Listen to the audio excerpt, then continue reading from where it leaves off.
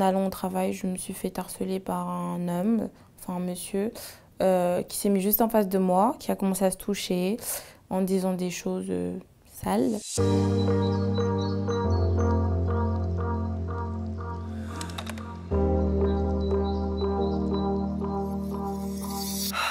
Un monsieur est venu s'installer devant moi, juste en face de moi, et a commencé à me regarder, me lancer des regards super insistants. Il m'a suivi, j'ai changé de place, il m'a suivi.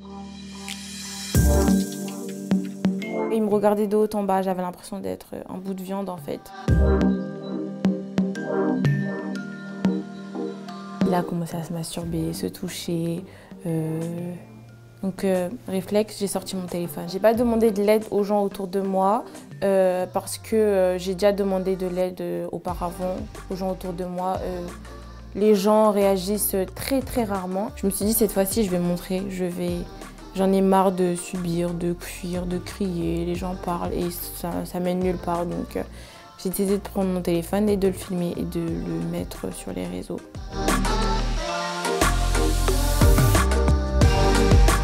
Je ne m'attendais pas autant de vues, mais je voulais que les gens réagissent et tant mieux. Je veux dire, ça montre juste aux gens comment ça se passe en fait. C'est malheureux de dire ça, mais non, j'ai pas eu peur parce que j'ai l'habitude. C'est pas la première fois. Une fois, le monsieur a carrément enlevé son pantalon. Il était 18 h, donc le soir, en parlant même pas. Donc il n'y a pas d'heure en fait, les filles. C'est tout le temps, constamment, le matin, partout, tout le temps. Toutes mes copines se sont déjà fait harceler. On est jeunes, on vit des transports en commun, on les prend très souvent. Et je pense qu'une fille qui prend les transports en commun tous les jours, il ne se passe pas une semaine sans que cette fille se fasse harceler. Tu veux boire quelque chose? Non merci, c'est gentil. La RATP a répondu à mon tweet en me disant d'appeler le 31 1 17. Sur la ligne 7, il n'y a pas de réseau, donc le numéro ne sert strictement à rien du tout.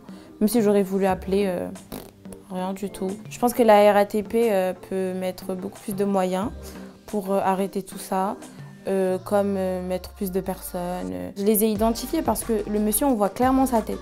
On le voit longtemps en plus, c'était ça le but à la fin. Pour que d'autres femmes ne se fassent pas harceler, c'était pas pour moi en fait.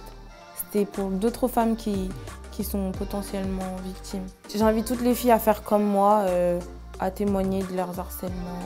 Sincèrement, c'est plus utile de montrer leur tête à tout le monde que de crier dans les transports en commun et pour qu'on vous traite de folle finalement en fait et que les gens ne réagissent pas.